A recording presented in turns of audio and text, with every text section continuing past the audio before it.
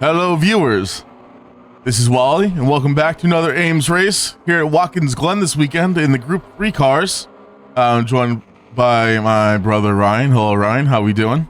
Hello everyone, we're good, we're great, we're feeling good. I'm very excited for this race around Watkins Glen. Yeah, Watkins Glen, we had this earlier in the season for the MX5 series that we're running, and that was an extremely exciting race. We had a few three wide turns. We had a few guys in the front just lap after lap following each other and giving each other a hard time. So stakes might be a bit higher here in the Group 3 series, obviously with the faster cars and everything like that. But either way, I'm really excited to see what these guys can pull out for this 90-minute race that's going to be coming up. And we do have, I think, another couple of new faces here. You know, as the season's gone on, people either having the Mr. Racing in there for real life or what have you, but happy to see some new faces and old faces as well. And of course, the big difference here compared to the MX5 race that we did is that we are doing the full course, the long course, compared to the MX5. And it's such a good track. Yeah, it's a great track, and you get the little uphill section, which I think is a lot of fun. I mean, just opening up that turn, going into the uphill section is a lot of fun, and so we'll see what happens as far as the race goes. But from what I've been hearing, fuel and tires has been point of contention, I suppose. Lots of tires being eaten, lots of fuel being drinking, and you know, that's just one of those things, I guess, where it's, you know, it depends on the car, depends on the track, depends on the multipliers that we have in place. Not that those have changed this season, right? So it'll be interesting to see what ends up happening if anyone's able to make any use of the harder tires or anything like that and try to fuel save, or if it's just going to be another all-out soft/medium stints and just use the fuel as you're using the tires and vice versa. Yeah, I mean, I'll tell you, based on my own practice, and I actually got a good amount of practice in this week. I was prioritizing Gran Turismo over many other games. Softs are not it. They are not lasting. I mean, I was driving the Porsche, and even with some tuning and stuff, and you know, I was pushing all that. The softs were not lasting more than 6 laps. Completely dead by the middle of sector 1. I sat very far away. Can you talk into your microphone first? I'm on top of my microphone. Is it the right microphone? Hold on, Discord audio issues once again, probably. Let's check Discord. Do I sound crappy? I mean, I didn't want to say anything. Oh, well, you know. Well, I mean, but you know. Oh, here we go. One moment, please. Skill issue, everybody. And hello. Oh my God, you're so much louder. Thanks, Anthony. Discord chose to use my MacBook microphone, which is about 3 feet away. Well, you know what happens is because like before we start streaming, you're always like, "Oh, I'm gonna get a few laps in," and so I get used to that audio, and where, you know, what you sound like with that, so I don't even think about the fact that, like, oh, you're actually on your mic now. Oh yeah, no, this is much better. Okay. Yeah, so I was going to say I was not getting softs to last, you know, more than 6 laps around here pushing. Completely dead by turn 3 in lap 7. So softs are not it besides qualifying, and we're going to see mediums, I think, get used and abused today because it seemed to line up pretty well with fuel usage as well. Yeah, I wouldn't be surprised. And I even saw, I think Winters was in the Discord earlier saying, like, are y'all just using mediums? And, it just seems like that may be the way that people tend to go. However, I'm curious, like, is there any point in trying to fuel save and use the hards? Or is it just be slowing you down too much? I mean, or maybe it's, or something guys can just use soft to start the race off and then just swap to the mediums and say, okay, I got my tire compound change done. Man, it's tough. Soft to start off might be a good move if you can pull ahead. But again, if you really only have 6 laps worth to make them count, because you're going to waste pit stop almost, or unless you do 2 stints on softs and then fuel up and move to mediums or something else.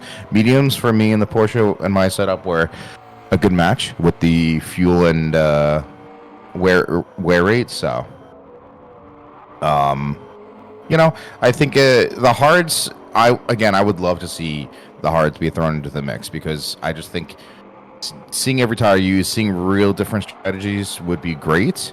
However, as a Moose Man spins around there on the third to last corner, as practice looks like it's going to be wrapping up momentarily. I was going to say though, it's just, is it really faster to fuel save and use a harder tire, or is it just faster just to literally go faster on the track with a softer tire and use up your fuel? Man, I have to imagine that, we're still in practice, it looks like, but I have to imagine that with the multipliers that we have, it's probably just worth it to be, going faster, using a faster tire, and just using that fuel.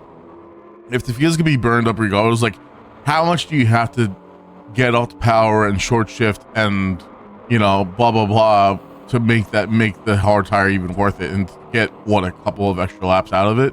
I know, like, we try to predict this every race, and some races we end up looking like fools because these guys are doing something completely different than we thought.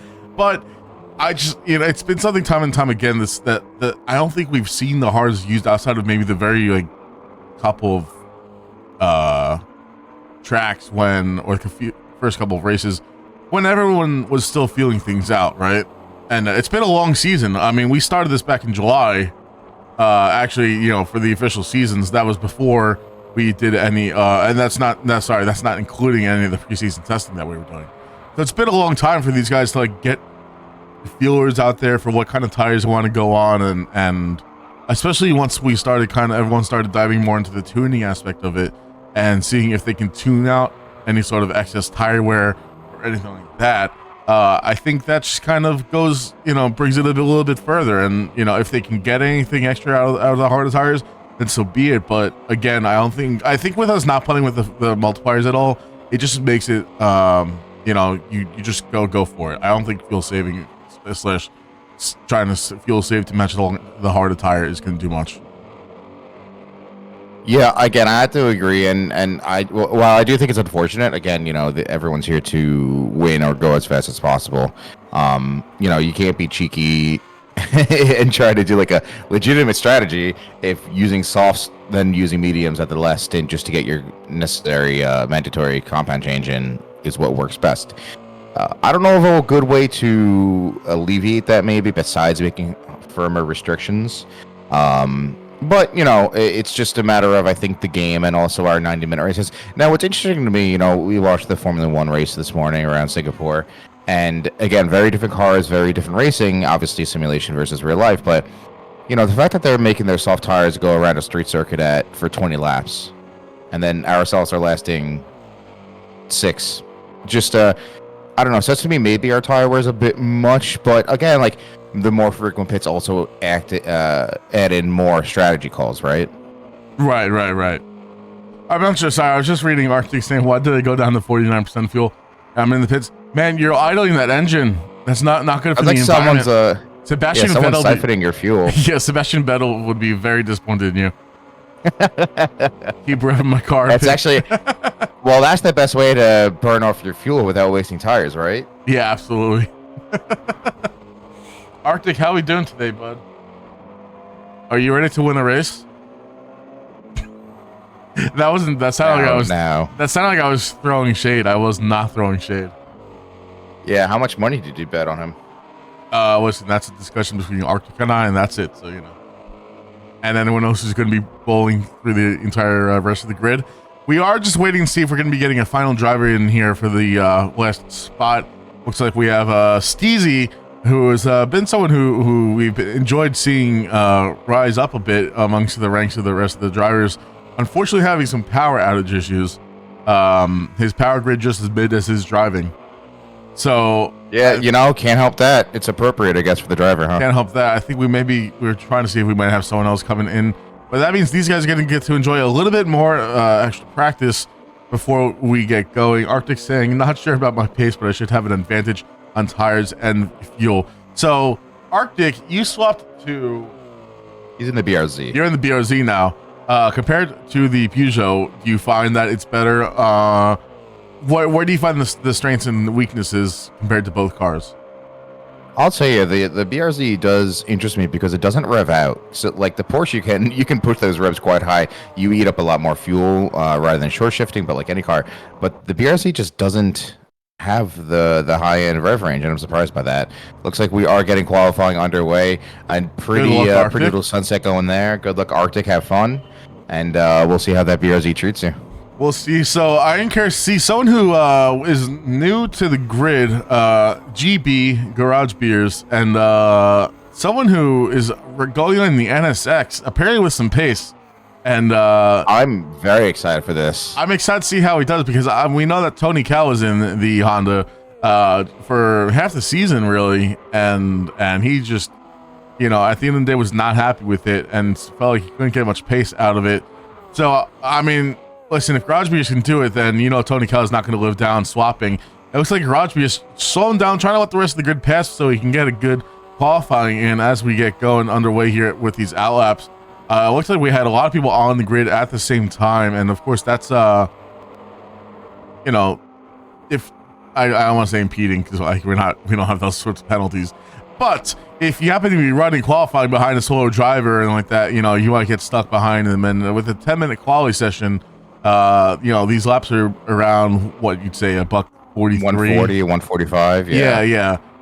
You're not gonna get that many hot laps, and especially with the tire wear that we've been seeing. Now, I'm sure everybody's on soft tires for qualifying. We do allow people to swap compounds after qualifying so they can start the race on whatever they want to actually go on. But you don't want to be stuck behind someone or in traffic or anything else like that, maybe throwing your line off, etc. So I'm sure we'll see these guys maybe spread out as things get going and as guys start getting a lap or two in. And it does look like we got Philo in to take Steezy's place. Again, Phil is not running actually in the championship. He is our Garage 56, our driver X, if you will. But happy to see him back because it was last time we saw Phil was in Monza for the Group 3, and we were shocked to see. I mean, Moose and Tony in particular had the pace to keep up with our driver X, and it was really good to see. And I wonder if that was a result of the track that it was Tony, Cal, and Moose getting into cars that they maybe feel better in. I'm really not sure, but I wanted to touch on the traffic. We saw all these drivers come out almost at the same time, and that is just a foolish thing. But at the same time, you don't want to be stuck there waiting in the pits. We don't have any communication amongst the drivers. Right, absolutely. To sort of like drivers 1 through 3 go out, 4 through 6, whatever it might be. Maybe something we could touch on because then you just end up wasting time. And a 10-minute quali is not necessarily quick when, again, the laps are almost 1/5 that time, especially your out lap too. Yeah, I mean, I also think that though the 10-minute quality, it puts a bit of pressure on you to make sure that you're getting at least that one banger lap in to make sure that you've got something that's somewhat representative of your time, right? If and of course it's on you as well to make sure that you're driving, you're not out driving yourself to try and beat someone in qualifying. But we'll see what happens as we're getting underway. Tony Cal is looks like he's leading the pack and he's coming around the final corner. This should be his first flyer, and looking like he might have a pretty solid time in that 7-Eleven sponsored Lexus. Let's see where he puts up a 143.394. Mooseman's gonna be following right behind him alongside Young Carlton. Moose with a 145. I'm sure he's got some more pace in there than that. I'd be surprised to see if he sticks in practice. with that. We saw Winter with a 142, right? So definitely a little more pace. And it's funny because I think we have seen our fair share of this first push lap being the fastest lap, right? Whatever driver it comes from. But they should definitely be improving. And honestly, a 10-minute qualifying, I think, is as perfect as you're going to get with these soft tires. People may pit for a little bit more fuel and a fresh set, but we'll have to see what they can do. Vinrick, hello, what's going on? Just saying hey. I'm seeing a lot of times in the 145s. I'm going to stroll down our grid real quick as these guys are, just putting in their first flying laps to see what these differences in times are.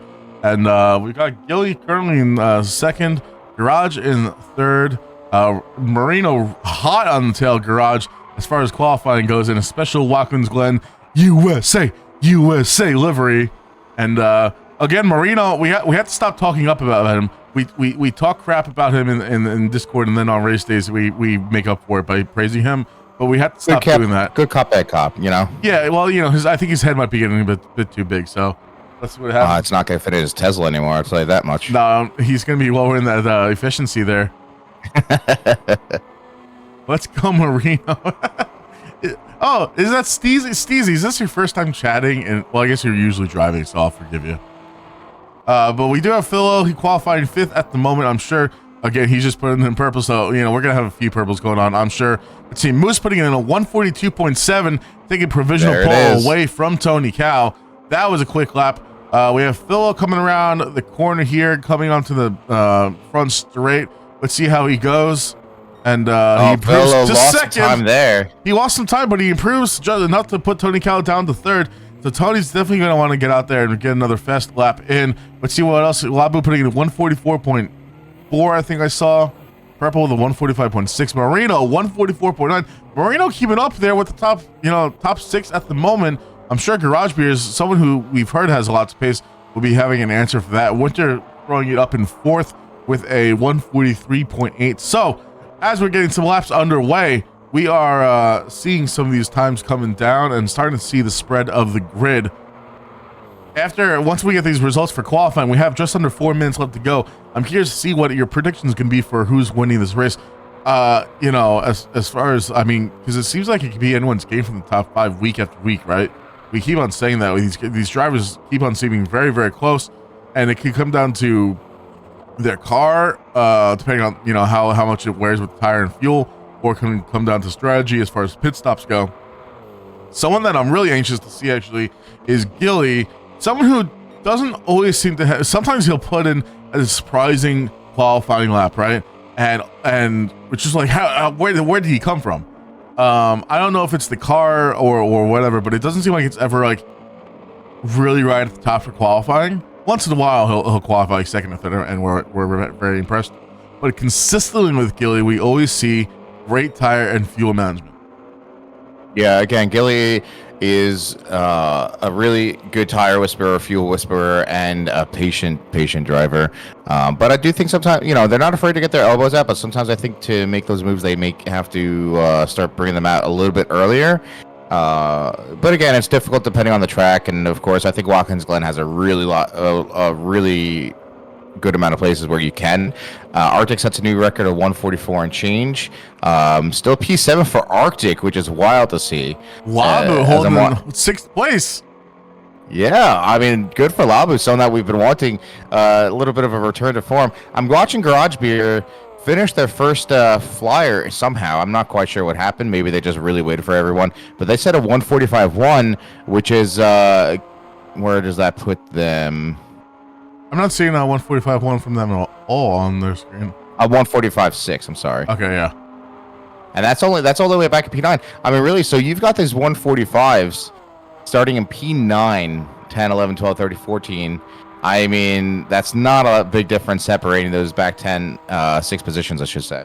No, not at all. We'll see the results screen once this is done, and we'll see just how close these guys are. But even I'd say from 8th, maybe even Arctic behind. It's going to be very, very close.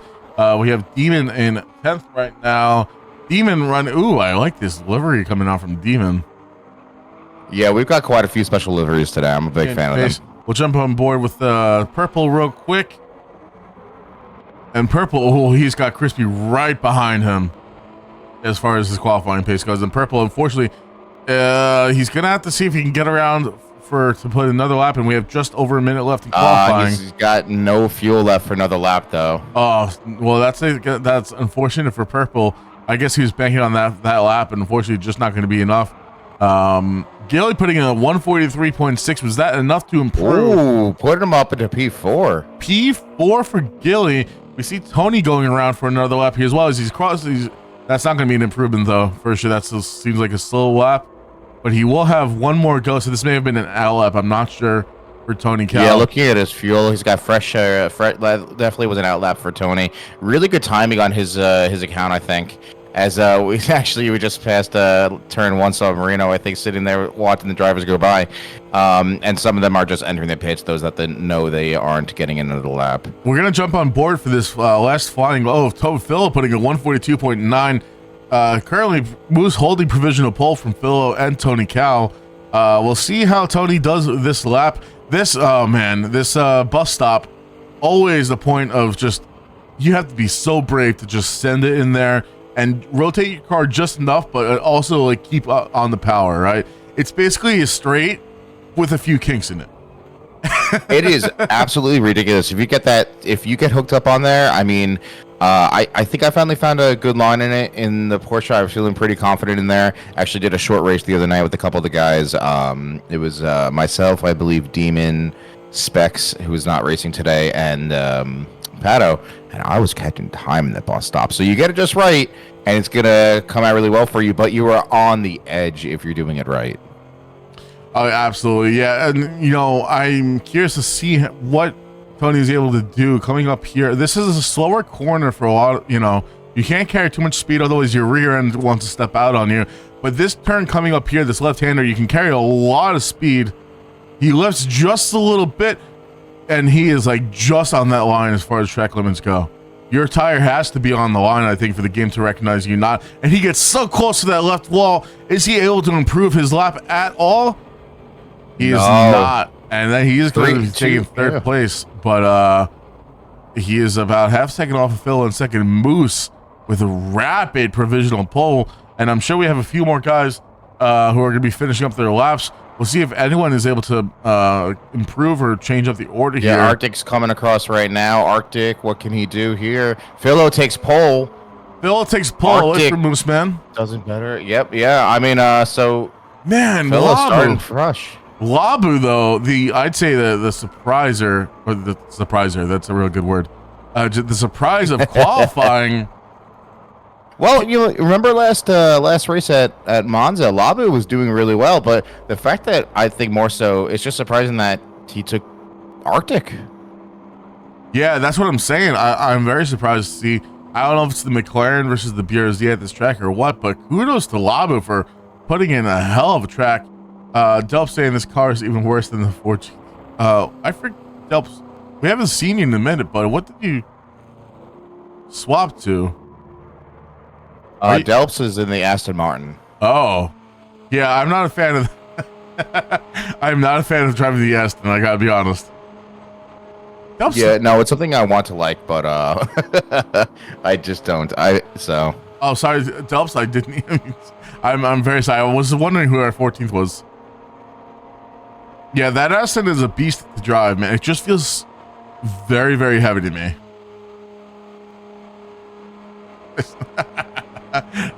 Thanks for well, I guess suppose it is tough though. Like when, let's say, a car that someone knows is already taken and those guys aren't swapping. But yeah, the Aston is not a favorite of mine. But congrats to Philo on pole for the race. However, as far as that's not what I want to do. Where's our results page? As far as our series goes, or season, Moose is going to be taking that pole position. Extra point. So congrats to Moose and Tony for putting up some spectacular. But I mean, Moose is just rapid in that McLaren. Yeah, he is really giving it the beans, and maybe I know that McLaren was buffed a little bit recently, but not enough to the point to make a big difference. But both Moose and Labu looking really, really well in it, looking really good. Now, real quick, we were saying earlier about the 145s all being very close, but even just look at like from Labu down, I want to say the 144s. I mean, everyone, Yeah, well, we have a 144.4 with Labu in 6th. 144.6 from Arctic in 7th. Garage V is just behind it with a 44.7. We go on to the next page. Marino, someone who we thought, wow, they put up a great lap, down in 9th position. Granted, that's Philo and Moose putting up like alien lap times real quick, but really it's just goes to show how close these guys are. The gap between Marino and Demon in 9th and 10th is nothing. The Porsche boys sticking together. Newcomer Young Carlton in the R8, the 145.5 coming in 11th. Purple with a 145.6. Again, not much time between these guys. Not much time between Purple and Crispy either. So I mean, it's going to come down to strategy and racecraft, right? I think. Again, even just in my short little race the other night, my race pace was far greater than my qualifying, and maybe that's a factor coming to play here as well with some of the drivers. But I think this track can make or break you. It's something that you love, but you can also really despise parts of it too. It's going to be a long race, but it's a great race. We have some fantastic weather for today, and I'm really excited to see what these drivers can do. Again, I know the Porsche best, so that's what I can speak to, but I'm expecting a lot of them out of the two of them. I'm just looking in chat. Steezy telling Crispy to hold it down for the GTR boys, and he's at the Steezy would be driving the GTR usually, but unfortunately that mid electric rig just doesn't help. America has some of the best racetracks in the world. Yeah, we have a couple good ones. We do have a couple of good ones. Well, I mean, you know what? There are a fair amount of good ones that I just don't think Formula One obviously isn't going to race around Watkins Glen and stuff like that. But there's definitely some good ones that I want to get around to. Absolutely. Europe. I do have to agree that Europe has better circuits. Steezy with the power just coming on. Yeah, I mean, yeah, but Europe's also how many different places? I mean, yeah, exactly. Granted, the U.S. is also the size of like all of them. All of them combined. Well, Steezy, you can come spectate with us. Yeah, VIR is great. I would love to go and actually drive on VIR. Lime Rock is very cool. I mean, you got Laguna Seca, which is amazing. I mean, Circuit of the Americas as well. I mean, there are quite a lot. You're absolutely right. Man, we need cars to go do track days with. I have a car. It's the sportiest hybrid around. Have you heard of it? I mean, it's basically a Formula One car, the first one that Honda made. It's basically a Formula One car because, if you have a 2012 or 2013, comes with a little S Plus button, so you can use the extra juice in the hybrid battery in the CRZ to give you a little boost. Oh man, it's a Formula E's got those boosts too, doesn't it? It does. Unfortunately, also does Formula One, yeah. Unfortunately, I do not have that button in my 2011, but it's still fun. Still got to get there sometime. So let's go predictions while we are just waiting up for the lobby to be ready. Moose obviously having considerably faster than anybody else on the track as far as qualifying goes. Yeah, I it's really hard to not vote for Moose right now. But Tony Cal, Giller, and Arctic cannot be slept on. Arctic, surprisingly, last race was a little bit inconsistent, which I think led them to not get one of the finishes they're looking for. But I think it's going to be between Moose and Tony. I think so as well. So we are lined up on the grid. False starts will be penalized, so don't go in reverse. Keep your foot on the brake until the race starts. We are waiting for the red lights to come up. We got 1, we got 2, we got 3, we got 4, we got 5. We hear the cars revving as the lights go out, and we are going here at Watkins Glen with the Group 3 Series. And we are off We're coming on down to the first turn here. I'm going to jump on with one of the cars in the back to keep our eyes on the first turn, and no chaos just yet. We see a lot of these guys taking this wide line on the curb almost, and seems to be, I mean, just a way to kind of open up that next turn and carry as much speed as possible into the uphill section. We've got our eyes on Garage Beers right now, but I do want to jump up to the front back real quick as we're coming down to the bus stop, and we are we're almost 4 wide, 3 wide, 2 with, oh, this looks so and dangerous. they keep it clean. Giller gets a little love tap by Winter there. Gilly. Oh my okay, God. now here's the chaos. This is where, yeah, unfortunately for Gilly, getting a small love tap from Winter, it put him sideways and then just slowed him. So then it looks like Demon ended up coming into him. Demon didn't really have anywhere to go because unfortunately Gilly was just trying to keep his car going in the correct direction. Looks like, I mean, apart from Gilly falling down a few places, it seems like we're okay. They'll let us know if he has any sorts of damage, but we're going to be having to mark that down as well. I mean, that's, you know, you can consider that a racing incident. Going 2 to 3 wide into the bus stop, something's probably going to happen. But unfortunately, Gilly seems to be the one that's always losing out on these. Also, though, notably Marino down in 13th from his 9th place, and Garage Beers down from, I think, 7th down to 14th. So we had quite the mix-up here in the midfield and the rear. However, as far as the front guys go, Philo walking away, Mooseman walking away. Winter and Tony look like they're trading places. Winter takes Tony on the final corner of the first lap, and we now have Winter in 3rd place, Tony in 4th, Labu up to 5th, Demon up to 6th. So Demon I think was in 10th place, and he's now up to 6th. Labu in 5th because of the chaos that happened with Gilly and the rest of the crew. Yeah, I think those drivers really, I mean, Labu holding his own, obviously, but Demon making the most of that scenario. It looked like that incident with Giller really slowed down a lot of people behind them, and those that could get out and around them obviously made up those spots. We'll see. Giller, unfortunately, again, has his work cut out for him, has to work his way back up from the back. He's done it before. He's no stranger to it, but I don't think that's the race he was looking for today. I don't think so. I'm curious to see. It looked like I didn't get to catch my full glimpse on it, but I thought Winter might have cut the final corner of the bus stop a little bit too much. But yeah, no track penalty. He must know these lines like the back of his hand, because I feel like I would have gotten track penalty for that. Like, I saw him in some dirt, but I'm pretty sure I've run that line before and I've gotten track penalties. Winter must know someone at that works on GT7. That's right. He's hacking DDoS in the game. So already I'm actually very surprised to see even the front few guys are quite spread, and behind Tony looks like we have Labu not too far off so far, and Tony with a penalty for next lap, unfortunate for him.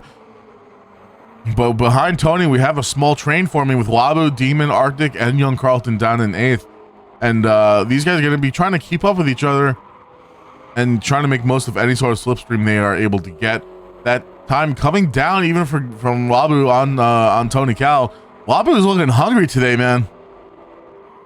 Yeah, notably, Tony Cal started on mediums, Labu was on soft, so there's that tire compound difference, which I actually, in my testing, the mediums were a couple of seconds slower for me personally. Now, again, not the best driver in the world, but I do think they have a significant impact. As we're seeing, Labu had an incident there. Labu ate a bit too much curb, it looks like, and I think maybe his rear got unsettled. And, you know, that caster curse, man, the commentator curse. Sorry, Labu, I put the spotlight on you, and now you're fighting with Garage Beers and Demon instead of up front with Tony Cow. Labu, though, obviously having pace today, so hopefully he's able to make some ground back up. And we'll see how these guys go through the bus stop. Looks like they all fall into line. And, you know, they're not trying to fight. They want to get ahead. They're not trying to fight for the 12th. They're trying to fight for, you know, some more points with the group ahead. They just need to go ahead and catch up. We'll jump up with the guys ahead. Purple in 11th, holding on to the back end of Marino just a bit as we come to this uphill section. A small train forming, it looks like, with Crispy, Marino, and Gilly. And I think that was Crispy. I could be wrong, though. Let's see here. That was Crispy, yep. Crispy and Gilly Crispy going side by side. Having a little drag race. Let's see who's braver here on the brakes. I think it's Gilly's spot to lose. Yeah, you know, Gilly just had the inside there on a tight exit turn just kind of gave him the position quite easily. But respectful driving from both. As we're seeing it looks like Crispy and is that Marino? Yep, Marino and Purple right behind them too. So Marino takes Crispy down in 10th place. Now Gilly making up places back up to 8th place from his unfortunate start. Happy to see that he's keeping going. I guess any sort of damage he may have had isn't too detrimental. And yeah, it was just some rear end damage. But he does now have quite some time to make up to young Carlton in 7th. A 3-second gap just here, give or take. And he's going to be trying to pull away from these guys behind him and make that. Obviously, he's got the pace, right? Gilly qualified, I think, 5th. And he's got the time, he's got the pace. He just wants to get away from these guys, put his head down, and catch up to the group in front. We'll jump on board real quick with Demon here, who every time we jump to Demon, I feel like he's in no man's land. He somehow finds himself in these places all the time where he's got a couple seconds on either side of him. It's not the worst place to be, realistically, right? No, not by any means. I mean, he's not feeling the pressure from Arctic at this time.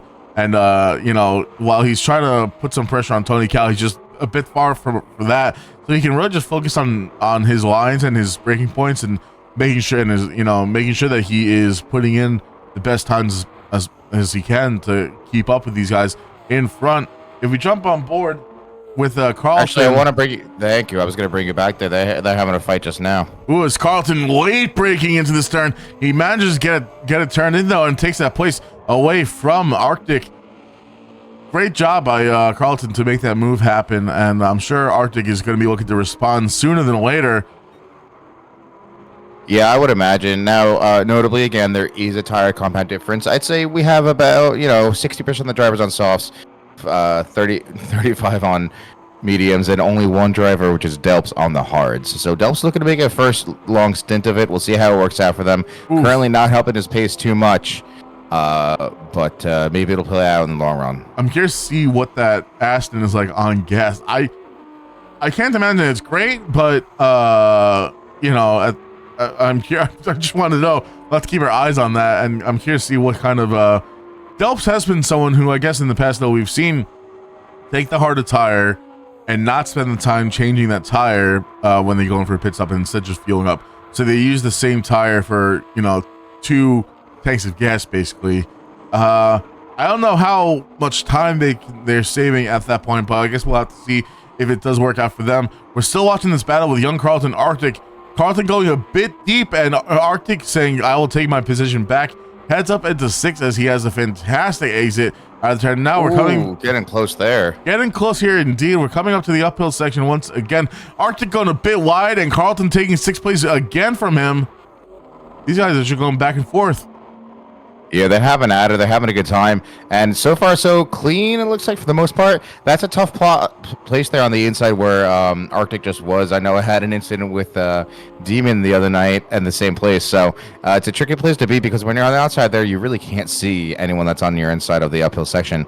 But again, Arctic going a little bit wide there, taking as much curve as possible because, again, that is a narrow exit there as they're coming up on the last few turns here. Getting squirrely as they hit the gas. Again, you want to get it on as soon as possible after that slow turn. The penultimate corner here. Really neat and tidy from Carlton. And let's see what they do here. Carlton coming into the pits. And Carlton, you said, was on softs, am I right? Carlton was on softs. Let's take a look here if I could find them. And only with 50% fuel, so he may be just going for a compound change at this point in time. Yeah, I mean, his softs were about 3/4 dead. Maybe just trying to get ahead of the game, but a few people are actually diving into the pits now, and we are at lap 6. Again, when I was just pushing it in practice, my softs were dead by the start of lap 7. So maybe not so surprising. I just can't believe 6 laps are already done with. Man, it's going by like that. And, Tony Cal getting a second-half penalty. That bus stop, man. We said it the last time when we were here with the MX-5s. It is so dangerous because, again, it's just a straight line with a couple of kinks in it, right? Doesn't seem that bad, but it is so hard to carry as much speed as possible through that without getting those penalties. Unfortunately for Tony Cal, he will be serving that. Fortunately for Tony Cal, Demon's not close enough to, really take advantage of that, but that is also putting Tony Cal even further behind Winter, currently 6.5 seconds, but that time is going to be increasing quite a bit here as we know 7.5 seconds, close to 8-second gap now, and Demon catching up a little bit now, under 2 seconds, almost a second and a half. So Tony's kind of got his work cut out for him if he wants to take. I mean, he's in third place as far as the championship goes, as far as our actual series goes, right? Philo is off in no man's land. I don't even want to jump on board with that man to see what the gap is. Tony's currently taking third place, but you know, if he wants to be up there fighting with the rest of the guys, he needs as much points as possible. Needs the points and needs to stop getting those penalties. Actually, Philo taking a super wide line. I cannot believe he didn't get a limit penalty there at turn 1. Moose doing the same line. I swear I've went that wide before and have gotten penalties myself. I'm not quite sure what that's about. They obviously know something I don't. But again, widening the track as much as possible, carrying as much speed up through that first uphill section. And you're on board with Moose right now, coming down this straight to the bus stop. One of my favorite series of turns in the game, I think. Yeah, I don't know how these guys do it. It looks so much. Wow. Okay, so he didn't get a penalty there either.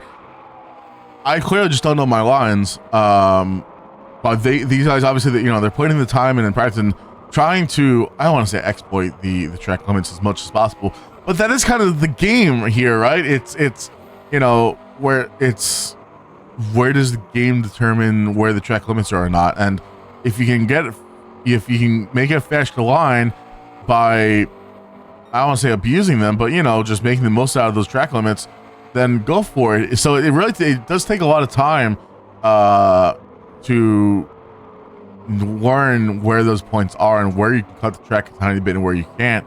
So that last corner on the last right-hand corner, I guess, or curb on the bus stop seems to be a place where you can kind of cut it.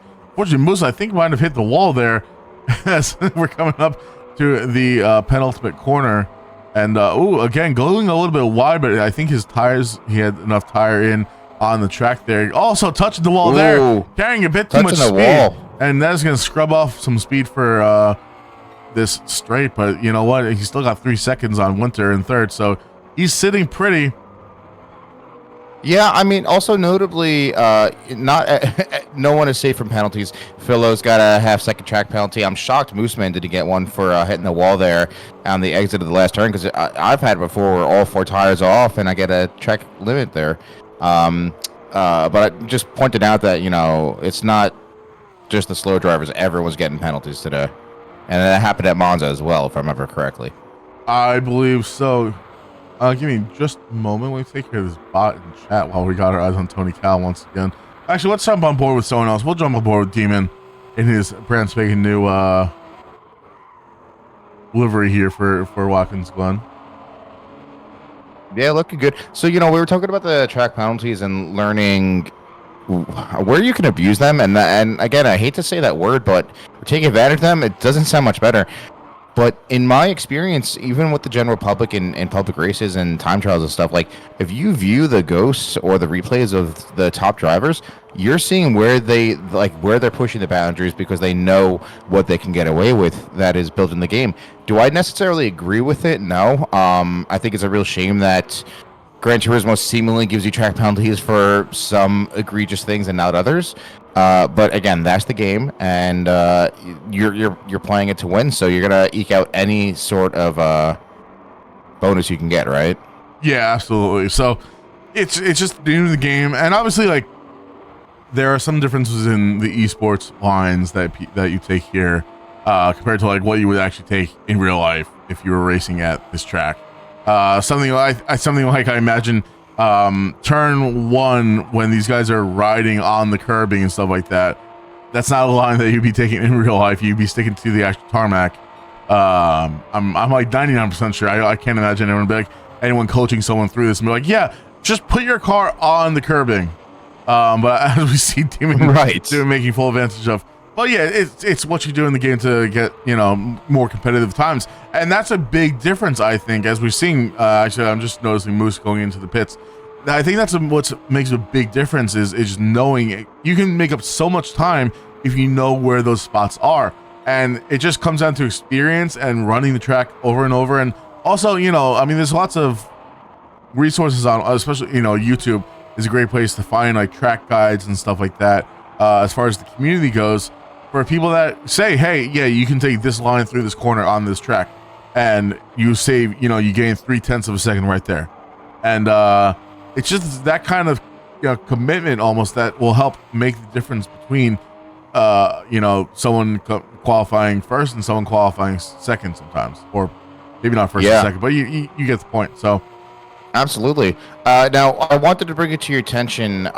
We saw Moose and Winter pit last lap. Tony Kell started on the mediums, has some more fuel, so I'm wondering how this is going to play out for him if he's going for the for an undercut. I'm really curious to see. Philo's coming into the pits. Philo, absolutely no fuel. 2 tires completely dead. Tony Kell still has life in his tires and fuel, so I'm not sure if he's going to push it or come in for that undercut to try and get some fresher tires on him and a softer compound of that. Nope, looks like he's staying out for another lap and is going to either see his fuel tank to the end or those tires. Yeah, I feel like if you're Tony Kell, you want to stay out right now and try to try to push a little bit with what you have left. But we'll see. As we see Demon pitting with no fuel left, basically. Demon having a good run so far.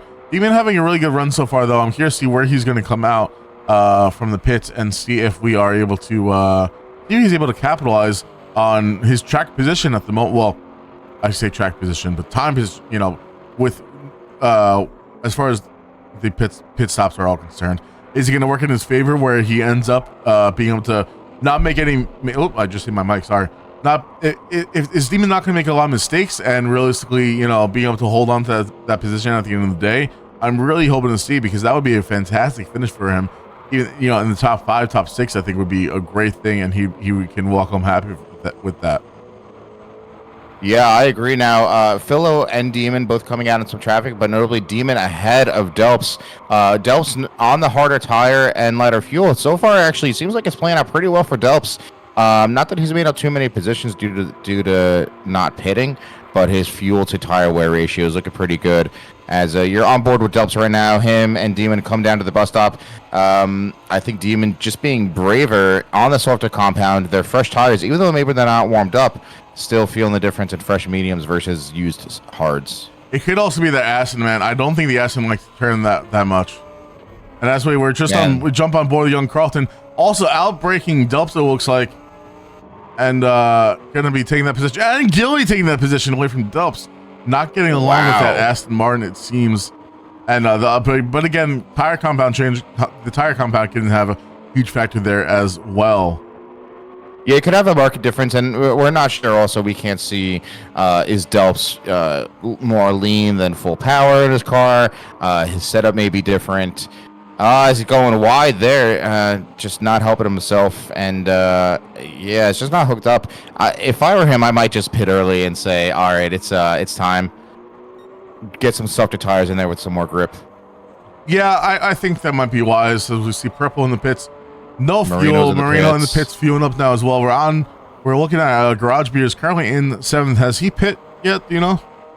Garage has not pit. They're still on mediums from the beginning. I wouldn't be surprised if they pit shortly though, because those mediums had to be crying. Yeah, actually looking decent for what they are. That Honda's looking pretty good on tire wear. Interesting to see. We'll see if he's able to capitalize. It's unfortunate for GB. Excuse me. He got caught up in some lap 1 chaos and was thrown to the back of the grid. Currently holding seventh position, and we'll see if he's able to make it. As the race goes on, if he's able to make up any more spots by the end of it. But I'm just taking a look at his times, and he must be fuel saving and going easy, because he's got. He's nowhere near his qualifying time, let alone any sort of competitive times. With 147 being his fast, 147.7, almost 147.8 being his fastest lap. Everything else is 148 plus. Yeah, maybe just taking it easy again. He's got those tires that maybe he just wants to nurse a little bit longer without sacrificing too much speed. But I wouldn't be surprised if he comes at the pits at the end of this lap or shortly thereafter. Tony Kell is now in the pits, and back in 4, 5, and 6 on the penultimate corner. It looks like Moose and Winter having a run on Crispy. Crispy has not hit yet. He's on using mediums and low fuel, so that was an easy pass for them. And Crispy actually is coming into the pits now as we speak. So I think they got held up a little bit too long. Oh, as young Carlton spins out in P9, gave it too many beans. And that is not great. He's got some rear end damage now. His tires were lit up because of it. A lot of people hitting the gas too hard around that turn. It's a difficult one. It's you have to be a lot more patient than you really want to be before you can really put the pedal to the floor. Unfortunate for Carlton, but Labu having a look-see on Carlton now. We're seeing if he's going to be able to make a move here or not. Actually, I can't even see this. Oh, they're almost side by side. Actually, cool. Carlton, just with a wider line, carrying a bit more speed going to this section, is able to stay ahead of Labu. But Labu is clearly carrying some pace as well, and they're just trading places. It seems Labu getting almost up on the grass here, and Labu pulls ahead on this straight. Wow, that McLaren must have some legs on it. I am impressed. Yeah, I'm shocked. Again, maybe some fuel saving from Carlton, but that's very true as well. Good from Labu. Good from Labu. Now, Arctic is something that we were talking about before. Again, the cast. I have to stop looking at Labu, man. There's only a couple of people that have not pit yet. We have Garage Beers, Arctic, and Delps. Now, Delps was on the hards. And Crispy is pit. So we have Garage Beers, Delps, and Arctic. Arctic, I think, is going to come in now. Yes, they are. But they are 7.5 seconds clear of Philo, which I think their strategy so far has played out pretty well for them. They made those mediums last. They made their fuel last. And maybe they weren't looking quickest in qualifying, but I think they're doing pretty well right now. Strategy-wise, maybe working out for them. Well, I'm curious to see where they end up as he's feeling up now. And maybe behind Tony. Maybe between Tony and Demon. I'm not too sure. We'll see. Yeah, Tony's coming down the main straight right now. Garage Beers just entered the pits. It looks like Arctic's going to come out right now. It's going to be close with the two of them. I think Tony might just eke out in front of him. Yes, it looks like Tony is ahead of him, actually pretty clear. And Tony is probably pretty happy about that. Let's see here. Labu, and where's Arctic? Arctic is still in the pits. Yeah, it took a long time to get him out of there. I'm not sure because his fuel was at 100%. Too, so I don't know if that was a skill issue or user error or what. It seemed like he was just in there quite a long time. Maybe he had some damage that he was also carrying. Yeah, that's possible. But now, notably, we mentioned Garage Beers and Arctic were both on mediums from the start, and they both came out on mediums again. Delps, though, was on hard from the start, ran out of fuel before the hards fell off, but now it looks like it's coming back out on hards. I'm not sure that's the choice I would have made. I'm very surprised at that. I feel like I would try mediums if I were. I agree. Delps, but I'm not the one. Okay, no, he came out on mediums. The graphic just updated. Okay. Yeah. Okay. That makes more sense. All right. Yeah, that makes way more sense. If your fuel's running out, he got his tire compound out of the way. Unfortunately, that long stint didn't help him. He's down in P14, 21 seconds behind Garage Beers. But hopefully that softer tire compound can help him out through the rest of this race. You're on board with Gilly right now. What's going on there? We're on board with Gilly, who, Arctic came out just ahead of him, basically. And Gilly has been kind of all over Arctic's back end here since he left the pit. And, Gilly's been, again, he's been making up ground throughout this race. And currently in 8th, very close to taking 7th away from Arctic. But I'm not sure if he's going to have the pace. Arctic's on fresher rubber, so we'll have to see if Gilly's able to make anything happen here, or if he's just, Gilly may be on a different strategy at this point too, considering his unfortunate fate at the beginning of the race, and saying, he doesn't look like he's fuel saving based on his upshifts so far. I think he's trying to fight with Arctic and get ahead of him, but we'll see what happens. Yeah, it's tough, and again, I think maybe that BRZ is just better hooked up around here than the AMG. Again, I'll give Gilly the new baby pass. He probably doesn't have the time that he used to, and he's not used to, and he's running on less sleep than usual. But still looking fresh and good, and loving that livery no matter what. So good looking livery always helps you go faster. Absolutely, that's 10 horsepower. I think is the going trend right now. Someone though right behind him is Marino. Seems like Marino had a fantastic run out of turn 1 and then up turn 2 on the I guess first uphill section, I should say. and he is slowly closing that gap between himself and Gilly. And Gilly now is in the position where he's going to have to defend, and he's also trying to attack Arctic. But I mean, it looks like Marino's got some pace right now, and we'll see if he's able to make get past Gilly here in another lap or so. Yeah, I mean, Marino is on softs, Gilly and Arctic are on mediums, but I'm telling you, that Porsche has pace around here. If you get a proper setup going, and he did share his with me that apparently he and Tony Cal worked together on. I then tweaked it a little bit for more of my liking, and it worked out well for me. So I think that Porsche, it's in a really good spot around here. As he's looking to have a move maybe on Giller here, he's got the grip, he's got the pace. Looking pretty clean and tidy. Looking pretty good there. Whereas Giller behind it was squirrely.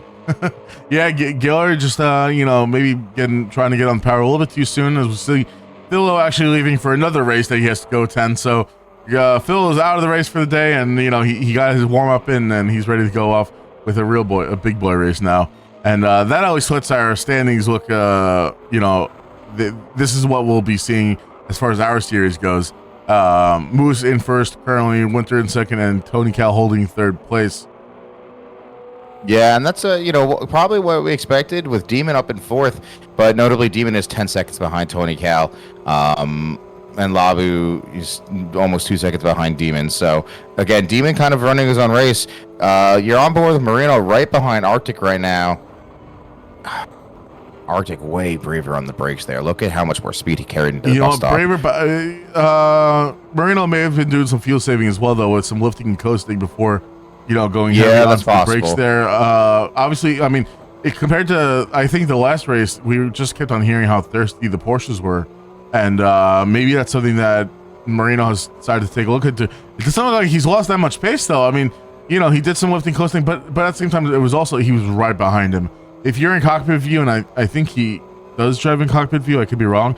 I mean, you can't really see anything, so he didn't know when Arctic was going to brake or not. Rather be safe and sorry, but he's pulling alongside Arctic as we're coming down to this next right-hander. Arctic gonna outbrake her. No, we're going side by side through the turn.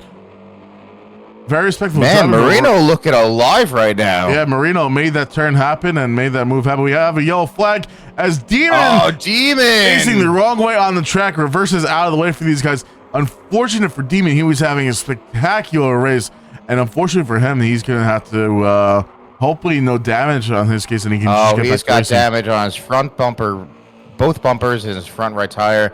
His car is not happy, but he's going to keep racing. If I were him, I probably would have just called it quits there and pit and restored everything. Wow. But yeah, that was brutal. You hate to see it, but I mean, yeah, that's what when you're racing hard, it can happen to the best of us. So we'll see how he's able to manage those damages and see if he's able to get ahead. We'll jump on board real quick with Tony just because I want to see so Tony's in no man's land, and he's just doing his race. I will say at this point so far, I mean, we still have quite a few laps to go, right? So anything can happen. Winters can have a huge incident, and Tony can be fighting with him. But right now, Tony's just fighting himself and the track and track limits, and he wants to make sure that he's able to put in consistent laps, which for the most part is what we're seeing, I'd say, on the right hand side of the screen. Yeah, Tony is another consistent racer. Knows when to put down the hammer, and I think he knows when to maybe fuel save or tire manage. But I don't know if he just maybe also doesn't feel like he's got the pace. His fastest lap is right now, his personal best is a 144, which really isn't poor whatsoever, especially in a race. But yeah, he's just kind of in his own land, and that could be a difference in pit strategies. That could be a difference in just their race pace, and I'm curious to see how this is going to end up because I think we've seen this before, and then all of a sudden we're in the last 10 laps of a race, and Tony Cal's right there. Yeah, it's we are obviously the pit strategies will end up coming together at the end, and we'll end up seeing some gaps increase, some gaps come down to nothing, and that's just the way it goes sometimes. So we'll have to keep our eye on everything. We are on board with Winter now, who again he's got 10 seconds between him and Tony in third, but 4 seconds between Moose. Like Moose is up in first, we're only 4 seconds ahead now. 4 seconds is quite a bit. Given this track where your lap times are about 140 to 145, I'd say, and well, not even 140, probably like 143 to 145 for the most part. And that's sometime that Winter will have to try and make up, or hope that Moose, as we jump on board with Moose, makes a mistake. But I'd say Moose is probably someone who, at least whenever we, focus in on him on a race, doesn't seem to be making a whole lot of mistakes. No, Moose keeps it together for the most part. I think the only thing that with Moose really that you can talk about is if and when they do make a mistake. He sometimes struggles to fight through the pack, but so far, holding his own, looking very good in that Dunkin' Donuts livery, and that McLaren's just working for him, Yeah, he's making it work, and he's looking good while he's doing it. So we'll keep our eye on him, make sure he's doing all right. As it looks like Winter may have had a moment. Oh, okay, Winter's spinning. Winter's coming to the pits, yeah. I saw his times going down before the pit thing came up. Yeah, no, he's coming to the pits. He's got no fuel, and his tires are pretty dead. After Demon had spun out, like we talked about, I was shocked he didn't come into the pits. He came into the pits at the end of the next lap. Okay. I think he wanted to see what it would be like and just said, no, this isn't it. Yeah, rather not. We are on board with Purple, who, probably because of the pit stops, but he's currently up to 6th place. 20 seconds behind Arctic, but good track position currently. Again, we don't know how the pit stops are going to shake up, where this might land him towards the end of the race. But sixth place is a great spot to be for him. Crispy in 7th behind him. Not too shabby for either of these guys. And I'm curious to see how they continue to do. And hopefully, they have a clean race. The worst part of that with these long races is that it's a couple of big mistakes can just end your race. One fairly large mistake, okay, you can probably make up for that, especially because you can kind of like assume someone else will make an oopsie and everything else. But these guys just have to put their head down and keep it clean and keep it consistent, and we'll see what happens with these guys. I hope for them that they're able to finish a bit ahead of where they qualified, because they've been here week after week and deserving of it for sure. Yeah, I definitely agree. On Purple is currently on softs, and his 2 left tires are looking pretty dead. He's got a quarter tank of fuel left. Crispy behind, half the tank of fuel, and on mediums. So there's that grip disadvantage. Actually, Crispy's going wide there. Hopefully, doesn't get a penalty. But if Crispy can keep it clean and keep it up, I think he'll have a good chance of pushing when Purple does pit, which I would anticipate happening in the next lap or two. Yeah, I can imagine. I just want to say too, I'm loving the flag and Budweiser livery from Crispy. Crispy's kind of taking on the hat of the livery guy in the league, and encouraging others to make liveries, but also making a lot for other people. I think actually the DuPont livery that Labu's running is something that Crispy made for him. So listen, you got to look good to do good, and when you look good, you feel good, and you drive. I'd say drive good, but you drive well. Drive well. Yeah, I mean, every time I look at Crispy's car, I think I hear an eagle. So it's screaming America to me. And honestly, he's holding on pretty well. I think Crispy's consistency, I think, has improved in the last couple of weeks. I know he's been doing a lot more racing in a couple of other series as well, including one that started racing at like 3 a.m., which is incredible to me. I give that man a lot of credit. I know he's also been trying to race on a wheel. I don't know if he's racing on a wheel today or if he's still trying to get used to it, but that's a big undertaking, because you think like, it's you're more comfortable with it, but right off the bat, it's a lot to get used to. It is a lot to learn. That I don't want to say it is quite a learning curve, especially if you come from years of playing on a controller. It doesn't matter how good the controllers get. You get so accustomed to it, and then all of a sudden you have this wheel, and it's like, what do I do? As similar as it can be to a real car, you don't feel stuff in your feet, right? You don't feel it necessarily, especially depending on the peripherals that you have. I have a used old Logitech G29 or whatever, and it's nothing like some of these Fanatec direct drive wheels that people are using. Oh no, I mean, yeah, if you want to go and drop a couple grand on some fancy stuff, it's a huge difference, right? But I mean, just the entry level. Oh, I would love to. Yeah, of course. But I mean, I think just the entry level wheels, it just takes time to learn, like,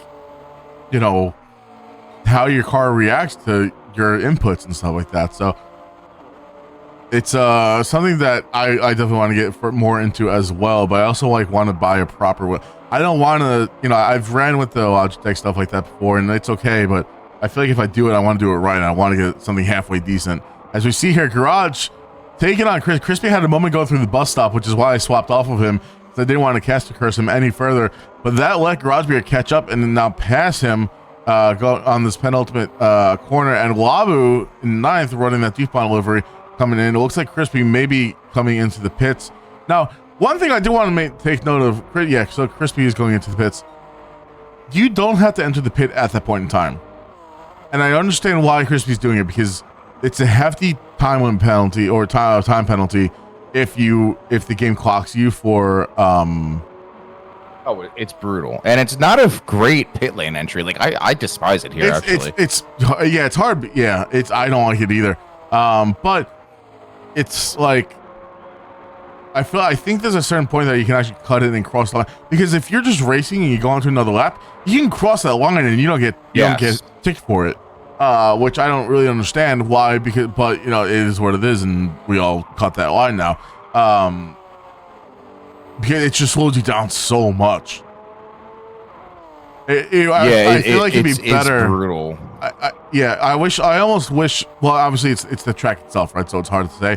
But if it were the entrance were on the actual straight part, I feel like that would be a lot better as far as racing goes, because you can carry more. You know, obviously in real life it's different, but in game you can just mash the throttle until it takes you into the pit, it limits you itself. You don't have to worry about it. So it would just help make things a bit easier, because otherwise you're just going so slow for no reason. As we see here, Labu having a look-see on Garage Beers. Labu's looking racy today, man. Yeah, Labu's looking damn good today. I wanted to point out real quick, Tony Cal actually having a really good strategy, I think. So he was about 22 seconds ahead of the pack after Moose and Winter had pit. Tony Cal was in front. He came into the pits at the end of that lap, probably pushed pretty hard, I would imagine, and is on softs now, so he's making his mandatory tire compound change, but also wisely only filled up to about 65% fuel, which means not only is he going to have a lighter car, but he's not wasting any time, because those softs are going to last as long as that fuel. I don't see anything else, so I think he's made a really wise choice here. He's about 5.5, as he's got a track limit penalty. Man, that bus stop is... the commentator curse. Yeah, exactly. Once again, that bus stop is bullying the hell out of Tony Cal today.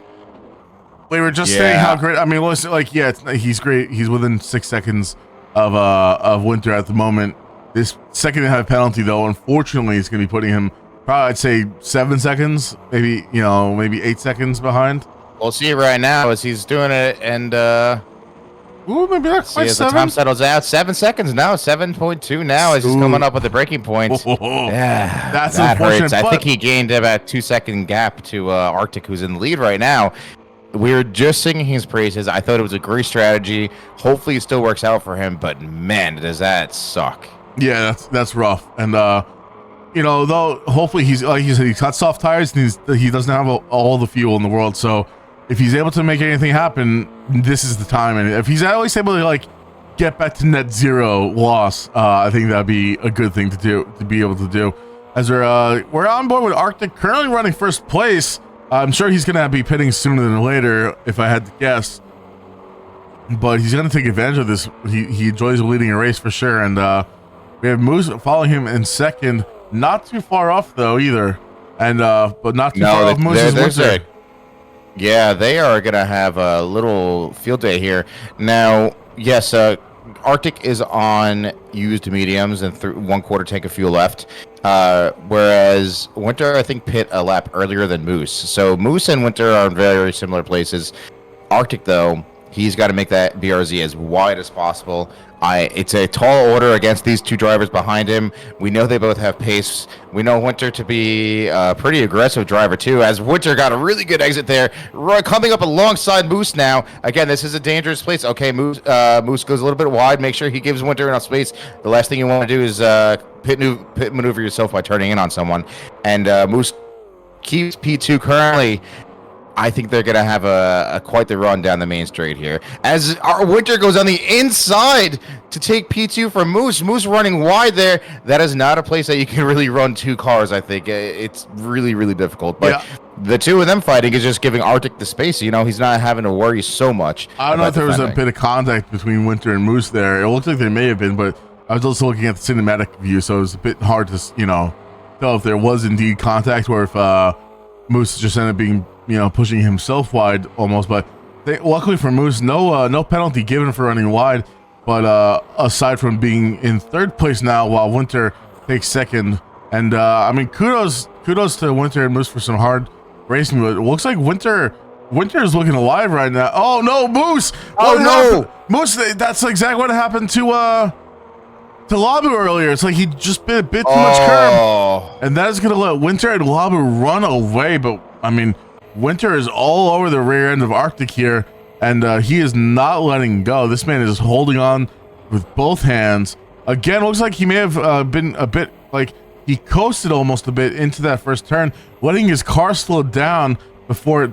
His inputs look so smooth going through that bus stop, and he's able to hold on to that speed. You know who's going to be loving the fact, though, that Moose had that crash is Tony Cow, now just 3.5 seconds behind. That penalty, if that penalty didn't happen for Tony Cow, he would have been even closer. But now Winter taking the inside line uphill and takes 1st place away from Arctic. Yeah, I think Arctic kind of just moved over and said, okay, it's not worth fighting anymore because Tony Cow is less than 3 seconds behind now. That gap is just closing. I think Arctic said, let's get you ahead. I'll take the tow and just gain as much time as possible because I think Arctic's going to come in at the end of this lap. I wouldn't be surprised. Yeah, I'm sure he needs to. Yeah, he could push it 1 more lap if he really wants to, but he doesn't have the grip. Tony's on softs. He's got more fuel. Arctic might be gambling there with the state of his front left especially.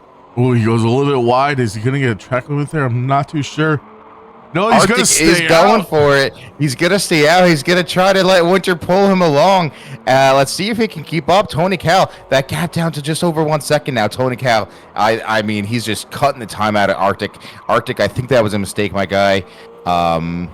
We'll see what he can do from here. We'll see what happens. I think that decision for Tony to swap to the softs and only go, like you said, 65% fuel, extremely smart. It's obviously paying off here as he has the pace. He's got the grip. He's alongside and going past Arctic on the straight. Arctic has to be doing a bit of fuel saving. I have to imagine, because there's no way that he would just be letting Tony pass like that.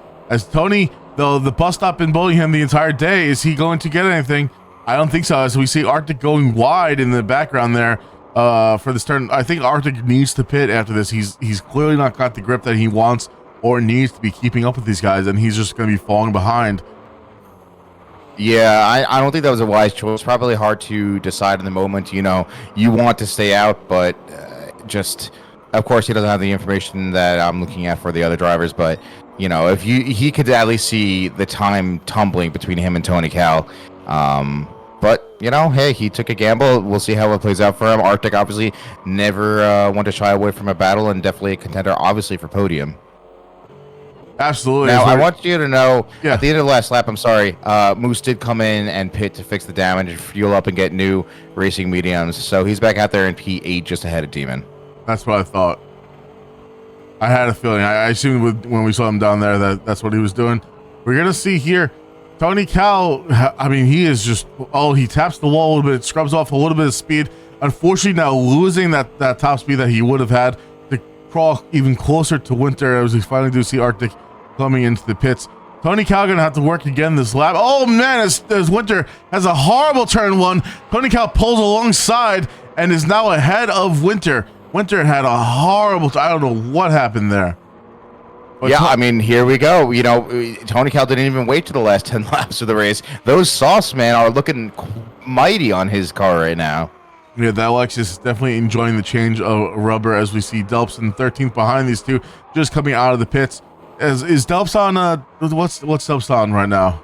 Delps is on fresh mediums. He went hard, medium, and I don't think the harder the move. Unfortunately, he that's it. He already committed to it, but I give him props for trying them.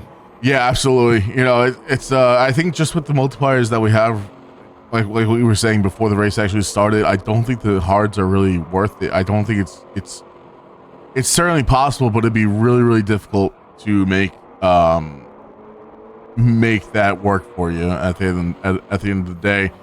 So far, Tony on first place with Winter in second. Some fantastic racing from these guys. We'll jump back to the rest of the grid, see how everybody else is holding up. Marino currently holding third place. Obviously, once again, we keep on repeating it, but these pit stops will shake out. But Marino having pace today looks like it again, and holding some consistent 145s, and even a 144.8 for his fastest lap just recently. So happy to see that. I'm sure he's going to be, loving to see the fact that he's got 10-second gap between him, and Gilly in fourth place. Gilly again having to some work his way back from the back of the grid. Had to do a recovery drive. Yeah, and just note that Gilly is absolutely going to be pitting at the end of this lap, so he's going to end up even further behind, which is unfortunate. But he's got no fuel left, even though his tires still have plenty of life. Is he running mediums? He is on mediums currently. Yeah. Gotcha. Okay. Yeah, as he does come into the pits. Now, has he done a compound change yet? Gilly has. Gilly started on softs and has been on mediums for the previous two stints. We'll see what he comes out on next. If I were him, with the way his fuel is lasting, just stick to softs, man. Especially if you got the pace advantage because of it. Yeah, I mean, clearly it's working for Tony right now, and I imagine that it would work the same for Gilly. Gilly, like we said earlier though, has always been great with tire and fuel wear, and seems like he's able to manage it. But this may be one of those cases where you just want to use them and burn them, and just use that pace to your advantage. And obviously, I don't think he'll be catching up for a podium at this point, but he can definitely get top 5 if he's able to keep that pace up. I agree. Now, Tony is currently on first with just around 2 seconds to Winter behind. I think if Tony pits, he might come up right behind Winter, because there's a 27.5 second gap between Winter and P2 and Marino and P3. If I were Tony, I would take it. Yep, Tony's coming to the pits right now, taking advantage of that. Let's keep an eye on, see where he ends up. We are currently looking at Garage in 7th and Purple in 8th. We have a small train from Gilly in 9th behind these guys. Well, I'd say a small train, but really they're just kind of like within a second of each other, it looks like. And I mean, Garage having a decent race for himself as far as that. He had to do some damage control from lap 1, unfortunately for him. But on the other hand, though, 7th place would not be a bad place to finish for your first race, collecting points here. And I'm sure he would, he qualified better and he would hope for better, but at the same time, take what you can get at this point and see how you do. Yeah, absolutely. Tony Cal notably coming out back on mediums with a full tank of fuel, and what was important for him wasn't Marino that passed him while he was in the pit lane, but Arctic, who is just coming up at turn 1 now. Tony Cal already heading up to the first uphill section, so it's working out for Tony Cal right now. Happy to see that, after a few incidents, and especially after a handful of track limit penalties that Tony Cal was able to. I think I think we've seen before that quick change onto the softs, and he doesn't use, he is just there to full send a few laps. Seems to be working out for him. And I don't think this is the first race that we've seen that. We're currently looking at young Carlton, who looks like they're about to pit. He did end up going a little bit sideways, actually. Wally, why don't you just watch to Gilly real quick in P9, having to move on Urkel. I'm sorry to interrupt you. Absolutely not. He goes on the outside of Team 1. And Purple maintaining that place right now, but Gilliard just gonna tuck in behind him, get some slipstream for the uphill section. Gilly went back on mediums, I assume? Gilly did go back on mediums, correct. All right, we are actually gonna go into the cockpit view while we look at the Purple Peugeot of Purple. And we get a little bump. Peugeot of Purple. I'd say a bit of a bump draft, but I don't know if Gilly just didn't anticipate Purple braking it at that point in time or not.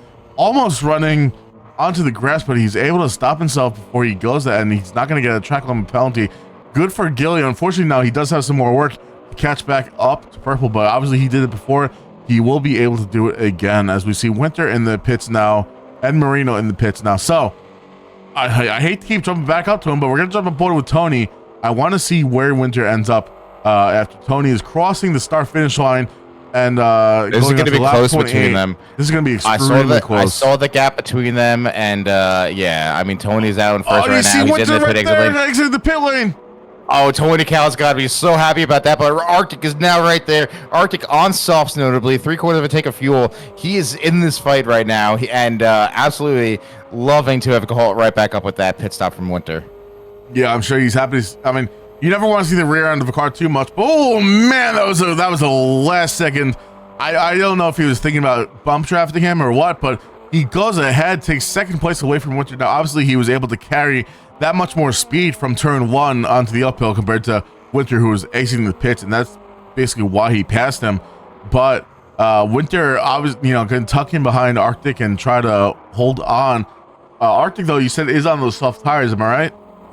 Arctic is on soft, and Winter is on mediums. Tony Cal is on mediums. So Arctic will have tire advantage for sure, but Winter obviously has pace, and we know Tony's got the pace as well. So will Arctic be taking first place away from Tony? Will Winter be able to hold on to the back of Arctic and pull away with this top 3? Find out next time on Dragon Ball. No, hold on. We're still racing here. Not next time. And we'll keep an eye on these 3 as the race continues. We are in lap 28 out of 45. So, we are over halfway done and quite a few pit stops through. And I'm interested to see how this plays out for all 3 of these guys. Moose, on the other hand, someone who I thought was going to be now we know pit stops have to play out still, but someone who I thought was, going to be destroying. I don't know if that turn 1 incident that he had just hurt him a lot more than I thought it might have, but he is still playing catch up here. And I mean, obviously he's got the pace. I would assume he's got fastest lap after Philo, but I'm not too sure right now. I mean, I don't think he's been on softs yet. So if Philo was on softs, which I imagine he was with that time, then Moose won't be putting up that time. If Moose manages to put up a 143 on mediums, I would be shocked. Moose's first stint was on softs, but of course Philo was there as well when that fastest lap was put up. So absolutely. Hasn't had another chance since because he's been on mediums. Wanted to bring you to Giller and Purple again, coming down to turn 1. Still fighting. These two have been going back and forth. Again, Giller taking this inside line on Purple. Purple allowing it every time, but Giller just unable to pull away. Now, notably, they're both on mediums. Purples are much more used. However, he's also lower on fuel. So I think maybe that's where Purple's pace is coming from because his car is lighter, but Giller just unable to pull away from him. Sorry, I just jumped on board with Purple, and I love the little screen for the rearview mirror. That view show is it's fantastic. That's pretty funny, but notably, look how much more speed Giller was able to take through that bus stop. That's either both a car side of confidence and or tire grip at this point. Yeah, I mean, I have to imagine it might be a mixture of all 3, but that is considering he was under a second, and now unfortunately Delph's leaving the room. Not sure what about. I'm gonna have to make note of that. Yep, that was lap 29, I believe. Yeah, and, thank you very much. So we'll keep our eye on these 2. Obviously, Purple's got some pace and whatnot, but. That's the difference, though. Purple did qualify quite a bit lower than Gilly, and it's those spots, especially the bus stop. The bus stop has got to be one of the hardest places to actually find that time because you're just on a razor's edge. Again, between track limits, between spitting out, between being able to rotate your car just enough and to get back on the throttle as soon as possible. It's very, very difficult to find that pace. So if that's something that Gilly has above Purple could be faster in a few other spots, but I think carrying that much more speed through the bus stop is what makes a big difference between these 2. We'll jump around here real quick. We'll check out Demon, currently in 10th place, No Man's Land once again. He is used to this. This Demon's no stranger to being No Man's Land, and just fighting himself. And I'll say it again: his demons, inner demons, outer demons, demons everywhere. He, hopefully, pit stops will shake out, but I wonder if he's going to finish higher than 10th. Is this all he's going to be able to put in today? We'll have to see. We'll jump back. We have Crispy in the GTR. Eagles screaming. His engine note, that of a bald eagle cry, which is actually not a bald eagle, but we won't go there. And just America full of lives. Thanks, Hollywood. Yeah, thanks. And again, Demon, someone who we said earlier, his consistency has definitely improved over the past couple of weeks. Unfortunately for him, he is still running down in 11th at this point in time. But I think if anything, we've seen a lot less, at least from while we've had him on screen. And again, I don't want to cast a curse him too much, so we'll get off him in just a moment. But not as many mistakes from Crispy as we did earlier in the season, and I think that just comes from more experience, more time on the track, and like you said, he's been doing other series and other leagues and stuff like that. So obviously, it's helping him out, and you're happy to see that. Happy to see some development down the grid. We'll check out one of our newbies, Carlton, jumping in for today. And have you driven this R8 before? No, it's one of those that maybe when I first got the game, because I always have a soft spot for the R8, but I have not driven it. No, I have not either. So I don't know. I have to imagine it feels kind of heavy, because I feel like any other time I've driven the R8, it feels a bit heavy. But look at his times. I mean, his times are kind of all over the place, but I'd say solidly within a 145 to 146 range for the most part. And besides the outliers, Carlton has had a couple of upsets, spinning a few times in the third to last corner, where the fenced-in section is there. Yeah, that's a tough one. And obviously sorry? No, go ahead. I was just going to say, someone who just jumped in because we had a spot, and, compared to the rest of the grid who has probably been practicing, I know at least a handful of the guys has been practicing this week. You can't really judge a guy off of one race. And I know when Tony was, I think he raced with him in some open lobbies or something like that. Obviously impressed enough to be able to say, hey, let me throw you an invite and, at the very least jump into a reserve role and get you racing. So happy to see a new face here. Someone who's putting in the laps. And, I'm anxious to see if he's able to join us for any future races and see, again, that driver development and see where their pace ends up being. Wally, I want to bring you a couple of updates since you were going down the roster. Notably, Tony Cal has a 3.3 second lead ahead of Winter. Winter finally got past Arctic. Arctic did not make it easy, but Arctic is on very used softs. In fact, his front left is completely shot.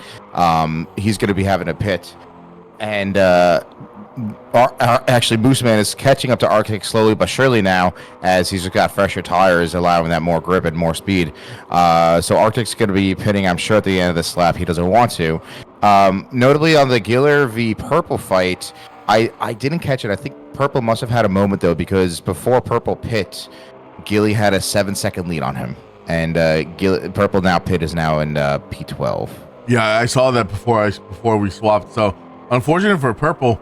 He was just, I guess Gilly is giving some of that Tony aura, that infamous Tony Cal aura, and Purple just couldn't handle that. Unfortunately, we see it from Tony Cal. We saw it from Hamilton v. Russell today, and Formula One, and we saw it from Gilly v. Purple today. So, and now we'll see if Gilly can put the aura onto a GB in front of him. Gilly fighting for 7th, currently having a run here on GB though, coming onto the second uphill section.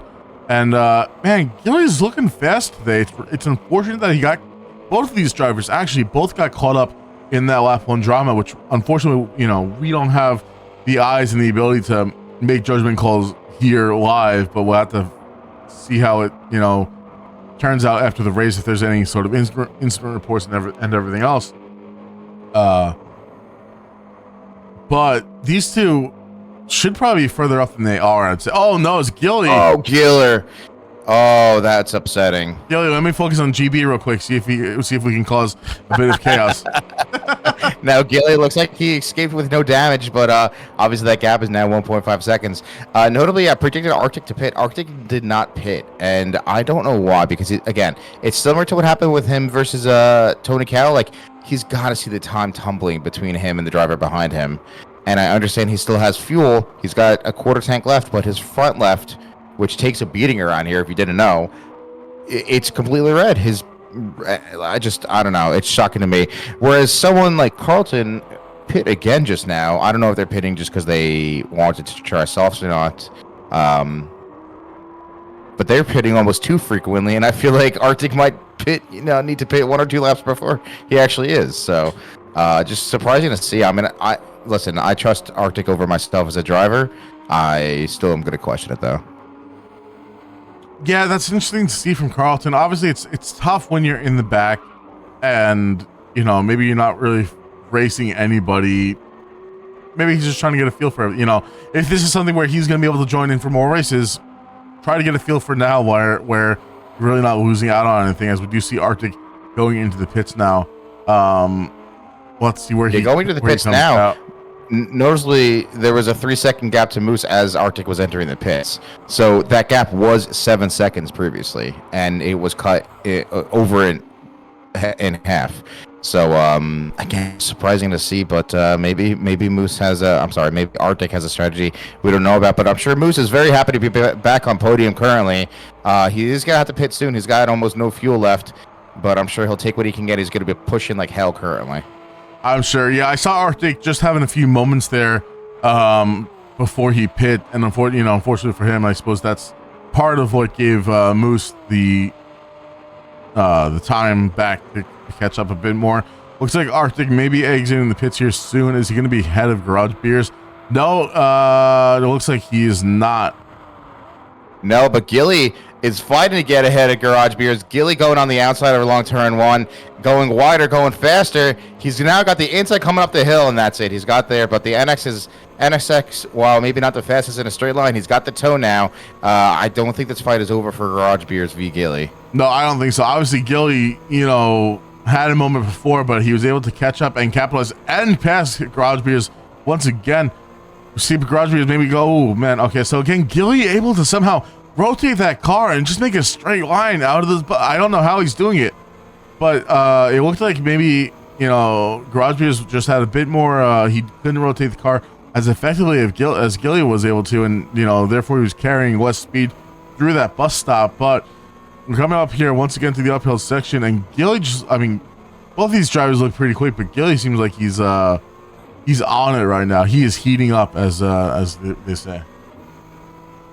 Yeah, no, Gilly's looking good again, coming alive, and I wonder if it's a suspension difference, but as well as, could be where they're shifting. Notably, personally for me, to make that happen around there, I'm in 5th gear in the Porsche as I brake around the 200-meter board, shift down to 4th, and then just to help rotate the car, I'm shifting down to 3rd gear, and I'm typically around 105 miles an hour at that point, at my slowest through the bus stop. That downshift really helps rotate the car. Yeah, it does. You have to get it just right though, otherwise it upsets it too much. Yeah, it's a very, very dangerous corner. Straight with kinks. So let's see. Moose is down in the pits now, and he looks like he will be exiting here just ahead of him and Garage Beers are going to be fighting for that track position. And Garage may be able to carry just a bit more speed out of that turn 1 that's straight, so Moose will settle behind him, but I'm sure with fresh rubber and more gas, he's going to be able to get past. No worries. I don't think Moose has got to worry about that too much, as maybe he's taking a little bit easier on these tires. Oh man! On the outlap. Yeah, maybe he looked like he might have had a bit of a moment there going through the bus stop, going a bit wide on the he was very much to the right, whereas I've seen a lot more people closer to the left of that straight, just trying to again make it as straight as possible, but he manages it and he's still caught up with Garage Beers, so we'll see what happens. I'm curious to see after the race. I feel like every race, we hear these guys saying, oh yeah, I was fuel saving here, I was fuel saving there.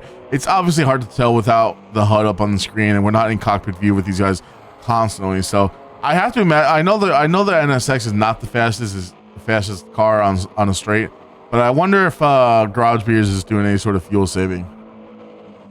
Yeah, I'm curious. I felt decent with that car around here, but I definitely didn't feel quick. I did in the Group 2 one. I was gonna bring it up, but since you did, great. Now, I want to ask you with this battle between Tony Cal and Winters. There's currently less than a second between them in P1 and 2. Tony's tires are definitely more worn than Winters, but Winters aren't looking great either. And notably, they both have the same amount of fuel. And they're both on mediums? They're both on mediums. Now, Tony Cal's front left has a sliver of life left. He's got to pit. But he's got to be pitting I think them. he's got to pit. He doesn't have to risk it because Winter is either going to pit the lap after or they're just going to play chicken and see who pits first. Well, again, there's no way if Tony's. I mean, the moment that tire goes fully red, it's like, that tire is basically non-existent. I think it's like driving on ice on one tire, and this track is obviously very tough on the left-hand tires. So we'll see here. It looks like Tony's definitely pitting here, and Winter is going to go for a hot lap and see if he can make up any sort of time while Tony teleports into the pit. But notably, there was a almost 50-second gap between these two and Arctic in third place. Yeah, that is shocking to see. Tony Cal obviously going to come out in P2 without a problem. But I think, this is we're gonna see how this will play out, because think about it, if Tony Cal is pitting now, and that's going to cut the gap to him and Arctic, by 20 plus seconds. And then Winter's going to have to pit within the next lap. At the end of this lap, I think his fuel's now in the red. That's going to bring him ever closer to Arctic, so. Yeah, I mean, it isn't, you have to note, though, that these guys are on different strategies. I mean, I'd argue that Tony and Winter are much closer. As far as the strategies go, Arctic is just, off. They're he's like offset, yeah. Yeah, exactly. So, it's really going to come down to the final pit stop and see where Arctic ends up. I mean, Moose as well. I'm not sure where Moose is compared to these guys up in first and second, but Moose is on a fresh set of sauce with 3/4 tank of fuel. He is, I think, just pushing. So he's kind of on the same cycle as Tony and Winter. I think he's more akin to the cycle of Arctic. Arctic is on fresh mediums with 3/4 of a tank of fuel. Okay, Arctic as well. And there's a 4-second difference. Yeah, so I think right now it's really Winter v Tony and Arctic v Moose. Yeah, well, that's obviously Moose had the pace in qualifying, but he's still got 3.5-4 seconds to catch up to Arctic, who's currently in third place. And Arctic has been, I mean, obviously we see it as these pit stops and everything has been playing out. Arctic's been fighting with Winter and Tony, whereas Moose, I guess, has just been continuously catching up from his mistake earlier, and it's just proven how detrimental that was and how many laps it's been that he's still closing in on third place after all this time. As we see Winter now in the pits, fueling up. We'll jump on board with Tony to see where Winter ends up. So Tony's at the penultimate corner here, and I think it's going to be close. It's going to be close. I don't think Winter's. Yeah, look at Winter. Not even fueling up to 100%. He sees where Tony is. Yeah, if he had to guess. Yeah, and he wants. Yeah, that Winter wants to get out now. He does. He wants to defend rather than fight, and I cannot blame him. Tony Cal, less fuel. Man, we've seen this before. Barely worn. We've seen this before, though. We have indeed. We've seen that exact thing before, and now the gap between these two, about 2 seconds, give or take. It'll grow a bit. And they're both on mediums. Yeah, I mean, they're basically in the same exact point right now. It'll grow a bit just because Tony was able to carry more speed, and but this is where it matters most, right? This is where Tony can't afford to have any mistakes and let the bus stop bully him. As we see, he looks like he goes through unscathed for this lap, but we know that it's happened time and time before, and I'm sure Winter has also gotten a handful of penalties through there. We just haven't seen them. Yeah, but we've seen it before where Tony Cal just happens to get one at the worst possible moment when we're fighting here. We're in the last 7 laps of this race. That's the last thing we want to see, because Tony Cal, I think, has had a masterful race today. His strategy was on point, I think, especially with that stint in the softs. He planted it right in the middle so far of his current laps, and I think these two are going to go to the end if they can manage on these same mediums. The mediums should last 7 to 10 laps, I think. Oh yeah, that's going to take a lot of management from them, though, and they're definitely going to be pushing each other as well. So they kind of have to, right? They kind of have to, but again, it's going to be like chicken, because who's going to push hard enough? At this point, it's in Winter's hands but Winter also doesn't want to screw up, right? But Tony also has to save fuel and tire enough to be able to A, defend if he needs to, or B, just not cause any mishaps. So here's the thing too. We just saw Moose take Arctic. Arctic put a toe out of line, and he got some dirt on one of his tires, and unfortunately for him, that just left the door open for Moose, and Moose is taking third place. Now, if I jump on board with Arctic real quick though, only 15 seconds between them and Marino, and so we're seeing a point where, just like Tony and Winter, basically, like you're saying, have to play chicken and outlast each other, but at the same time, Winter wants to push. Tony's gonna have the defense of his life. We saw this last weekend too, with Tony just defending as hard as he could. Moose is gonna have to do the same thing, but notably, Moose and Arctic may end up having to pit. They're slightly older, having slightly less fuel compared to the other two.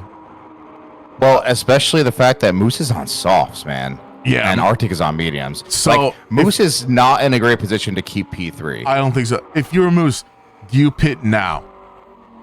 I think I would pit now, throw on softs and fuel up, because you're gonna just empty the tank and those softs on the last remaining laps.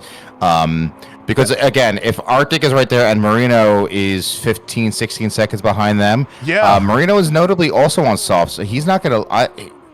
I don't see him lasting with the fuel either till the end of the race, unless he actually just manages it. I mean, so if Marino does manage it though, and Moose pits, Marino could easily get P4 because of that. No, I do think. I mean, if Moose is gonna have to pit. I think. I think so. Unfortunately, unless he's relegating himself to fourth, and just try to make those softs last another 5 laps. But like you said, if Marino has to pit, Labu is also like 10. So. Where's Labu? I hit the wrong button. Sorry. Labu's P6. Yeah. Okay, and Labu's on mediums. Labu is on softs currently with 2/3 a tank of fuel. Okay, so he's gonna. So these guys. So Labu can make them last. He's got 14 seconds to the guy in front and 10 seconds to Gilly behind. That's a lot. I mean, it's not impossible for Gilly to make up all that time. But I think Labu play it safe. Just tire and fuel manage to the end of the race. Yep. And take your P6. Yeah, as long as he can do it. I wouldn't be surprised to see Gilly pushing to the very end here as Labu crosses for his 40th lap of the race. So we have a few things about to unfold here in the last 5 laps of the race. And I mean, it's hey man, it's like anyone's game feels like right now. We're kind of just waiting. I wonder, is Moose going to be able to make these things last, man? It's he's got 3 seconds on Arctic right now, but that's Arctic maybe trying to hold on to his resources a little bit until a lap or two, so he can just push the final 3 laps or so. Yeah, it's a really, really tough call right now. Like, again, they don't know what we see. I don't know. I think I think Moose is in trouble for P3, unfortunately. As for Tony Cal and Winter, there's currently a 2-second gap and change. So Winter is closing that gap a little bit. I think Tony Cal maybe actually looks like Tony Cal's doing a lot of fuel saving right now. I think Tony wants the tires and fuel to be able to push. Yeah, I think he may be trying to maybe egg Winter into using those tires and his fuel a bit more. And, also at the same time, he's got some back markers between him. Now, these guys, I think everyone's gotten a lot better as far as the blue flags go. But this could be what Tony needs to get a couple of guys between him and Winter as well. And at the same time, if he can get any sort of tow in the meantime, he's going to welcome it for sure, right? Absolutely. Now, Purple there, I'm watching just behind Tony, nicely getting out of the way for Winter, not slowing him up. Winter was flashing him. But I don't think the bus stop is necessarily a great place to let someone by without sacrificing your speed. So I think Purple did it just right there. And Winter going to continue chasing down, but now they have Crispy between them, just more traffic, which is not exactly what Moose wants to see, or Winter rather. But I think it's something that Tony Cal enjoys very much. However, though, it looks like Crispy just got his tires into the dirt, and he's gonna have to give that position sooner than later Obviously, Yep, there he Winter has- goes. There he goes. Okay. Oh, that's. Maybe not. I thought that was on purpose going wide there, but it didn't look like it. I think maybe with his dirty tires it caused, but that's gonna give Winter a less than 2 second gap now between him and Tony. Tony's got to be feeling the pressure as we're coming down to the last 3 laps here in just a moment while Tony's gonna be crossing the start finish line. This is either there's race. Tony cannot put a toe out of line. He cannot get a penalty. The moment he gets a penalty, man, he just can't. He can't. No, not at all. You know, it almost reminds me of the MX5 race at Brazil last week, right? Tony Cow was hunting down Arctic, and Arctic got a penalty at the last minute, which let Tony Cow take the spot from him. And Yep. that's exactly what I think Winter is looking for. Talk about Arctic real quick, though. We're sorry to interrupt, but now Moose has a 6.5 second gap. Arctic must have had another moment, and just letting Moose just, be really, really nice and gentle to his tires and remaining fuel. I have to imagine Moose is trying to just eke out every little bit that he can get. Yeah, well, again, they are on different compounds. And this is probably just a difference of the cars more so. All of Moose's are relatively the same, all within, I'd say, 15 to 30% life remaining. And he's on softs. Arctic is on mediums, but notably his front left of all of them is severely compromised. It's the lowest of them all by a good 20-25%. And they're at the same fuel. I think if I were them, you just take your places. There's no reason to push it. It sucks not to push it, right? Arctic wants that podium, but he's got 7 seconds and a few laps to make up. It's not going to happen with his current tire wear. And he's got Marino 13, 14 seconds behind, so he doesn't have to worry about it. He'll take the points, I think. But Moose has to be able to hold on to those tires, man. I think they're both just fuel saving right now. I think, yeah. And it looks like ultimately this fight for P1 is basically all that remains on the field, barring any major upsets for Moose. And Winter now 1.2 seconds behind Tony, though. Yeah, Winter is pushing, and he's going to be putting the pressure here on Tony Cal here in just a few moments. Tony, again, I have to imagine Tony's been trying to save his resources, but that gap now just a second, and Tony Cal is going to be feeling it. We know Winter is quick. This BMW has some pace, obviously, and not that Tony Cal is a slouch by any means, but is he going to be able to hold on to first place? Is he going to be able to use up what he has remaining? How are his tires looking compared to Tony? Compared to Winter? All right, so Winter has slightly more fuel, and his front tires are a good 10 to 15% better than Tony's. They're both on mediums, but Tony's front left is starting to dip into under the 50% mark. Yeah, that's dangerous territory there. And again, that could be a setup / a car difference in their degradation, but Winter's definitely got like breathing down Tony Cal's neck. Tony Cal needs to be smart and calm through this if he wants to hold on to P1. It's possible. It's very possible. It is. It does look like through sector 2, Tony Cal has a bit more pace, I'd say, than Winter, just based off this current lap. He's slightly increasing that gap from 1 second now up to 1.3 when he was up to 1.4 a little bit. But now, as we get to the more power heavy sections, Winter is catching up, and we see that gap 1 second. I mean, these guys are just like Winter is holding his breath, trying to catch up, but he doesn't. He's got the tire, he's got the fuel. Obviously, he doesn't know what Tony's got. Tony's gonna have to make that Lexus as wide as possible if Winter gets any closer. We're coming down now to the 44th out of 45th lap. Let's see here. Is anyone gonna have any sort of upsets coming down to T1? I don't think so, but look at that time, man. I mean, if you're Tony Cal, you can't be worried about that time, that delta. You have to just be focusing on your lines and what you're doing. No, but I think Tony Cal is praying for the end of the race. Moose is also definitely praying for the end of the race. His tires are shot. His back left is completely dead. His front left is almost there. So he didn't want to pit. He's trying to make the manage. But thankfully, he does have a good 10-second gap behind him. So I think he's safe so long he doesn't make any mistakes. For Tony, he's got the resources, but he's pushing right now. He's pushing right now and showing in his tire and his fuel wear. Winter, I think, is pushing, but it's just a better situation. I think Winter pit 1 lap later than Tony, yep. and that's where this difference is coming from. Absolutely, but I mean, look, this it's so even between these two guys as far as pace goes, and they are just trading, tenths of seconds here and there, and it's really, I mean, as if Tony can keep this pace up for the remaining remainder of the race, then he's getting first place. We do see that time finally dipping down beneath 1 second. It's going to come down to this final lap, and any moments that Tony may have. If Winter puts a tall line, though, that's going to let Tony breathe a little bit easier. But this is the lowest this delta has been between these two drivers as we're coming up to the final corner of lap 44. And let's see what happens as we're coming down. That time decreasing even further as Winter is pushing. Tony Cal trying to break the toe. And he's gonna have to do everything he can to keep Winter behind him. The final lap has begun. Tony Cal, less than a second between him and Winter. We know that, I think the BMW is faster here on this portion of the track. Tony Cal seems to be doing well during sector 2. So let's see, is Winter able to make any space up between these guys? It actually was like Tony Cal slightly pulling ahead as we come down the straight here, leading up to the bus stop.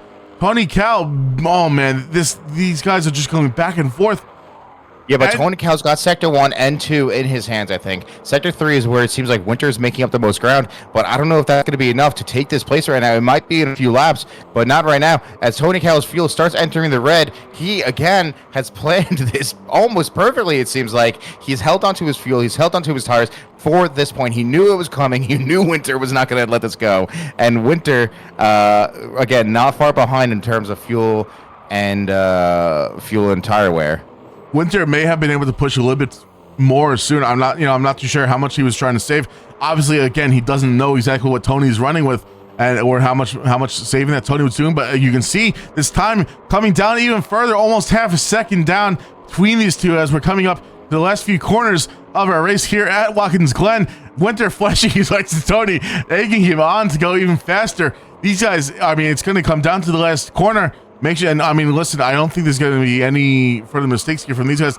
Tony Cal, as long as he keeps his car on the track and doesn't run into any walls. Look how close it is, though. Look how close it is. This is the sector where Winter's been strongest. As they're coming down to the finish line, around the last bend, Tony Cal gonna bring it home. What Tony Cal finish that was. First place, Winter in second place. 3/10 off of each other, though. What fantastic racing for him. These guys, Mooseman following up in third place to be our final podium's standard. And I can't see his tire wear, but I can only imagine they're crying.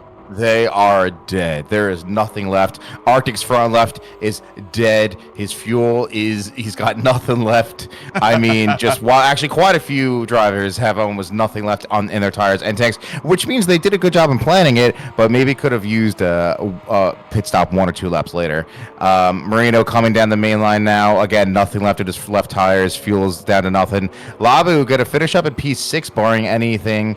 And Gilly right behind him. Gilly putting in the work.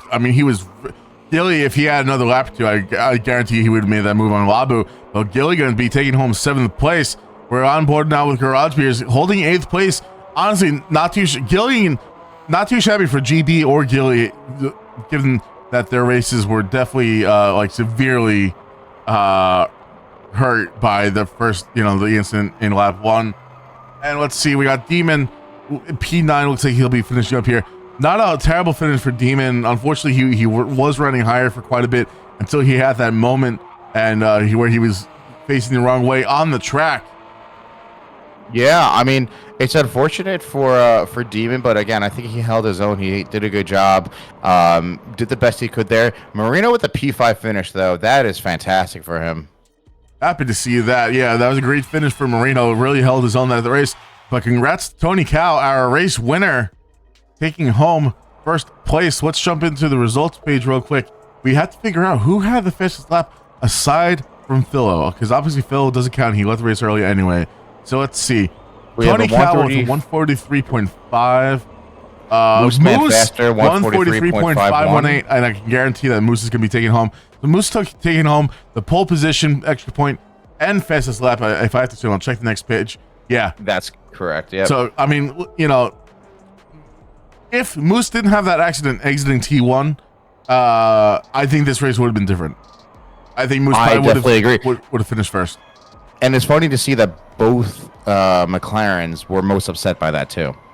Yeah, it may have been a ride We didn't height see anyone thing. else get that upset. I think it could have been a ride height thing or just the vehicle, but just interesting to note.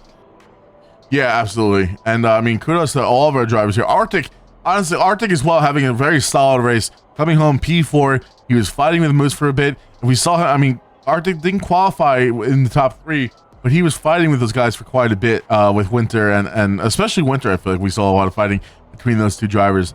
Happy to see that. Wabu, great finish for Wabu coming in 6th.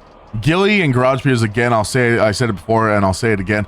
Unfortunate for them to have the beginning of the race happen the way it did, but happy to see that.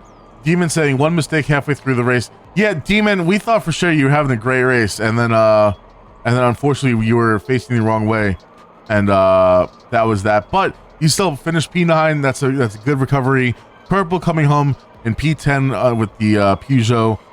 Crispy coming home 11th. Carlton, a newcomer, coming home 12th. And not too sure what happened with Delps. We have not heard from them since. And I assume just disconnect, but we'll have to see what happens. So, great race to see. Always love racing at Watkins Glen. And it's fantastic. Oh my gosh, what a fantastic track. So, that'll be concluding our stream for the day. Of course, I believe we are back next weekend, however, and We're in the MX5 next weekend, the September 24th. We're going to be at Willow Springs Streets of Willow in the U.S. That is going to be a race. It's not one of my favorite tracks, but when you hook it up, it feels damn good, just like a lot of race tracks, but that one especially.